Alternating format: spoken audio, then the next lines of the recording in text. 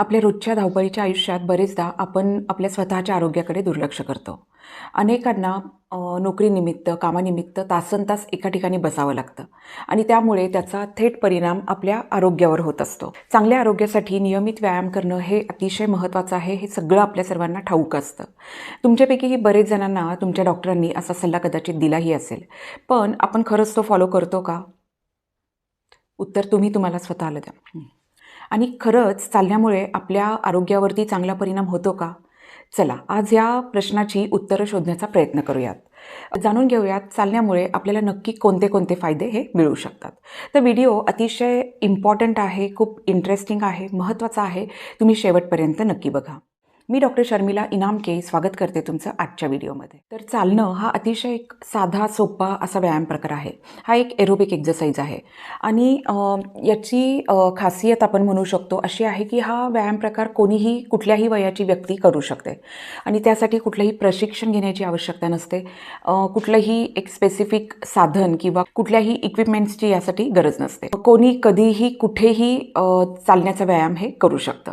Especially वयोवृद्ध लोकांमध्ये चालणं हा व्यायाम प्रकार अतिशय लोकप्रिय आहे आणि त्याला कारणही तसंच आहे. कारण एकतर आपण चालणं हे कुठेही करू शकतो, कुठल्याही वयाची व्यक्ती करू शकते. चालण्याचा वेग हा आपण आपल्याला हवा तसा नियंत्रित करू शकतो. तर असा हा अतिशय साधा सोपा सहज करता येणारा व्यायाम प्रकार आहे आणि त्यापासून मिळणारे फायदे मात्र अनेक आहेत. तर त्यामुळे नक्कीच आपण सर्वांनी ॲटलिस्ट चालण्याचा अंतर्भाव आपल्या डेली रुटीनमध्ये नक्कीच करायला हवा. आणि त्यातही जर तुम्ही मॉर्निंग वॉक केला तर आरोग्यासाठी ते अतिशय चांगलं ठरू शकतं. कारण रात्रभर हवेतले जे धुलीकण असतात हे सेटल होतात.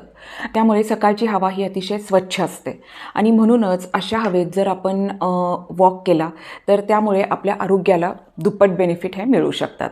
चालण्यामुळे आपले शरीर तंदुरुस्त आणि चपळ ठेवण्यासाठी मदत होते. वाढत्या वयाप्रमाणे जो स्टिफनेस येतो आपल्या शरीरामध्ये तो कमी व्हायला चालण्यामुळे मदत होते. सकाळी चालण्यामुळे वातावरणातील शुद्ध ऑक्सिजनचा पुरवठा आपल्या शरीराला होतो आणि त्यामुळे त्यापासून आपल्या आरोग्याला खूप सारे फायदे हे मिळू शकतात. सकाळच्या कोवळ्या उन्हात वॉक केल्याने आपल्या शरीरात व्हिटॅमिन डी मोठ्या प्रमाणात तयार व्हायला मदत होते. आजकाल आपण बघतो जगभरामध्ये ओबेसिटीचं प्रमाण हे लक्षणीयरित्या वाढलेलं दिसून येतं. लोकांची फिजिकल ॲक्टिव्हिटीज करण्याची क्षमता ही कमी होती आहे. यामुळे पोट आणि कंबर इथे चरबीचं प्रमाण हे बऱ्याच पेशंट्समध्ये आम्हाला वाढलेलं दिसून येतं आणि एकतर व्यायामाचा अभाव आणि त्यामध्ये पुन्हा खाण्यापिण्याच्या बदललेल्या सवयी, फास्ट फूडचं वाढलेलं प्रमाण यामुळे लठ्ठपणाचं प्रमाण हे खूप वाढलेलं दिसून येतं, अगदी लहान मुलांमध्ये सुद्धा. त्यामुळे कुठल्या ना कुठल्या व्यायामाचा अंतर्भाव आपण आपल्या रुटीनमध्ये करायलाच हवा. चालणं हा एक असा व्यायाम प्रकार आहे जो अतिशय साधा सोपा असा आहे. त्यामुळे प्रत्येकाने चालण्याचा अंतर्भाव आपल्या डेली रुटीनमध्ये करायला हवा. नियमितपणे वॉक केल्याने आपल्या कॅलरी बर्न व्हायला मदत होते. त्यामुळे लठ्ठपणा कमी व्हायला मदत होते. त्याचप्रमाणे रक्तातल्या चरबीचं जे वाढलेलं प्रमाण आहे ते सुद्धा कमी व्हायला मदत होते. मॉर्निंग वॉकमुळे आपल्या शरीरामध्ये व्हिटॅमिन डी हे मोठ्या प्रमाणावर तयार होऊ शकतं आणि त्यामुळे आपली हाडं मजबूत व्हायला मदत होते. त्यामुळे हाडांचे जे वेगवेगळे त्रास आहेत किंवा सांधेदुखी आहे या सगळ्यापासून आराम मिळायला मदत होऊ शकते. चालण्यामुळे एकाच वेळी शारीरिक आणि मानसिक व्यायाम होतो. आपल्या दिवसभराच्या धावपळीमुळे, टेन्शनमुळे जो आपल्या शरीराला आलेला थकवा आहे, मनाला आलेला थकवा आहे, हा कमी व्हायला मदत होते. चालण्यामुळे तुमचा मूड चेंज व्हायला मदत होते. मन प्रसन्न राहायला मदत होते. चालण्यामुळे बऱ्याच डिप्रेशनच्या पेशंट्समध्ये सुद्धा लक्षणीयरित्या सुधारणा झालेली दिसून आलेली आहे. मनाच्या एकाग्रतेसाठी आणि चिंतनासाठी सुद्धा चालणं हे फायदेशीर ठरतं. चालण्यामुळे आपली पचनक्रिया सुधारायला मदत होते. त्यामुळे कॉन्स्टिपेशनसारखे त्रास असतील कुणाला तर ते कमी व्हायला निश्चितच यामुळे मदत होते.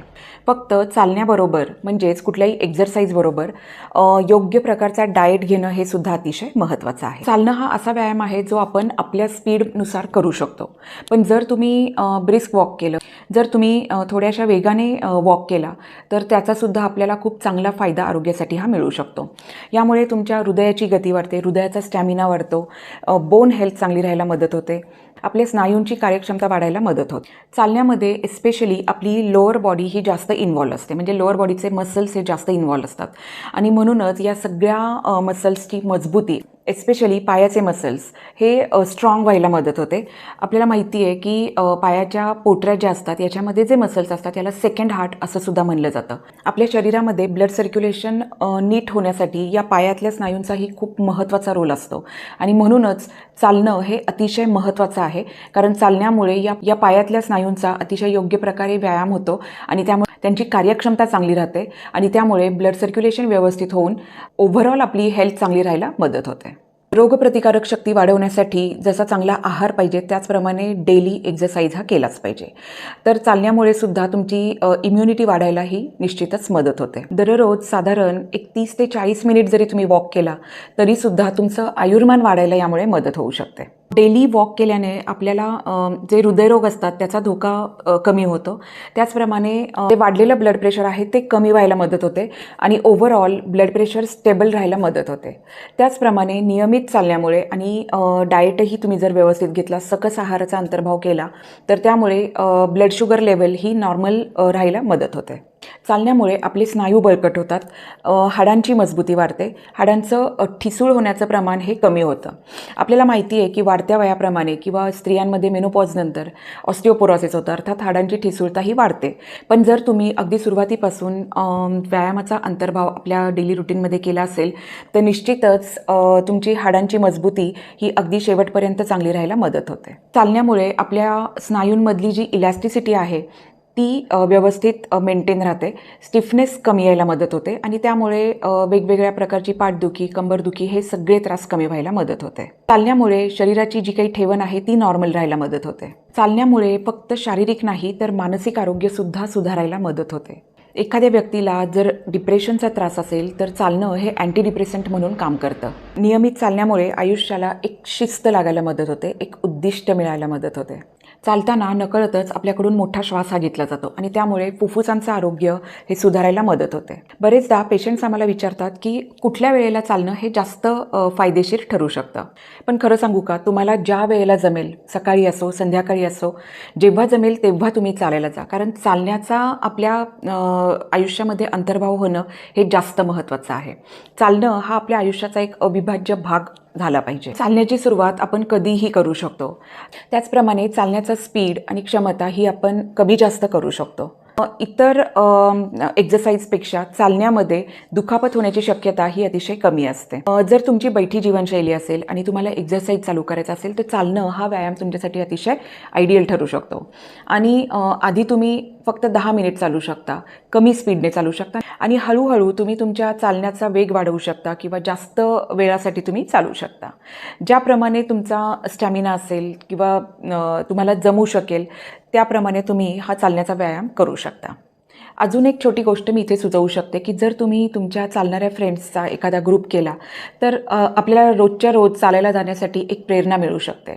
इतरांबरोबर किंवा आपल्या इतर मित्रमैत्रिणींबरोबर आपलाही एक्सरसाइज हा डेली व्यवस्थितपणे होऊ शकतो.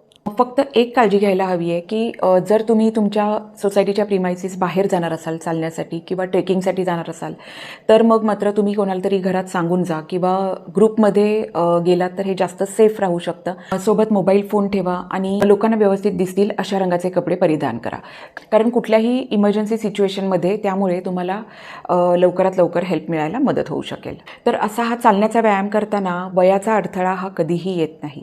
लहान मुलांना तर आपण धावताना बघतोच, पण अगदी एखाद्या 90तल्या आजीबाई किंवा आजोबा हे सुद्धा चालण्याचा व्यायाम हा त्यांच्या पेसप्रमाणे करू शकतात.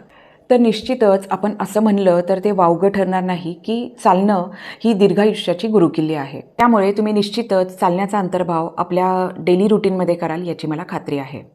तर होपफुली तुम्हाला ही माहिती आवडली असेल, उपयोगी वाटली असेल तर नक्कीच आपल्या फॅमिली आणि फ्रेंड्ससोबत शेअर करा. भेटूयात पुन्हा एकदा अशाच एका नवीन व्हिडिओमध्ये नवीन माहितीसोबत. Till then stay happy, stay healthy. Thank you.